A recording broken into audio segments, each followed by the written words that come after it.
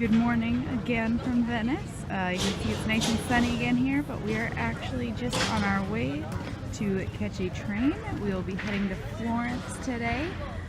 So we're giving you one last view of beautiful Venice before we touch back with you in Florence.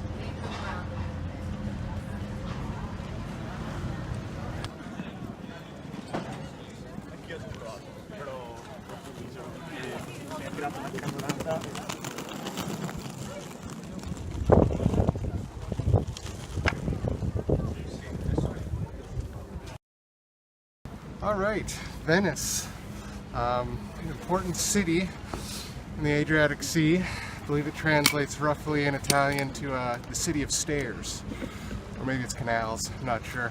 But one thing to keep in mind when you're traveling, especially from like say a train station or in a city of Venice where the only real mode of transportation is a water taxi, is the weight of your bag. So to get to our place, which could have been much further into the city, we had to cross 14 bridges, ranging anywhere from this one of 49 steps to some of the smaller ones of 6 steps, and that's steps on one side, so then you have a corresponding amount going down the other. Every time, you're going to have to pick up your bag, carry it to the bridge, set it back down, go down the other side. So keep in mind how much you buy in Venice and how much you bring to Venice, because you're going to have to carry all that stuff out, or Pay for take a very water expensive water taxi. Yeah. We made it on the train with less than 10 minutes to spare, so we're glad we made it. Now we're going to sit back and relax for a couple hours. From Venezia Santa Lucia to Napoli Centrale, the train will stop in Venezia Mestre, Padova, Ferrara, Bologna Centrale, Firenze Santa Maria Novella, Roma Tiburtina. So here we are in Florence at their indoor central market. What I can only imagine is this like a very large historic building. Kind of seems like it's reminiscent of like an old train station or something like that. But very high, lots of glass, very cool historic feature that has been modernized into an indoor market, kind of a pub meeting place, wine, beer, basically any kind of food or dessert that you want is all here, and a cooking school, which we'll spin over here. It looks like they're doing even little cooking classes through the glass there, so something else to do besides sit down and have a glass of wine. This is all surrounded by an outdoor market with more prepared goods.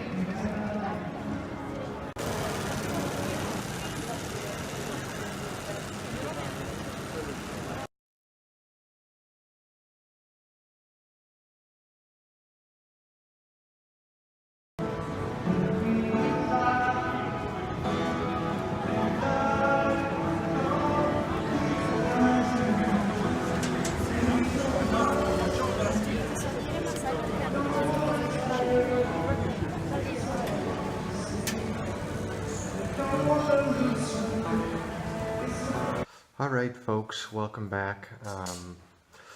We've been pushing it quite a bit hard the last couple of days, walking something like 10 miles or 21,000 plus steps, and decided to take a little bit of a break this evening here in Florence. Just for the record, for everyone who normally walks 20,000 plus steps a day, we usually are happy if we hit our 10,000, so that actually is really pushing it for us. So yes, we're wusses for those of you who walk a ton every day. So kudos to the Great British Baking Show and Netflix for allowing us to download the episodes and drink fine Italian wine. And leads us to our second part of our video, which is a lovely challenge. I always like to do when we're abroad, I guess.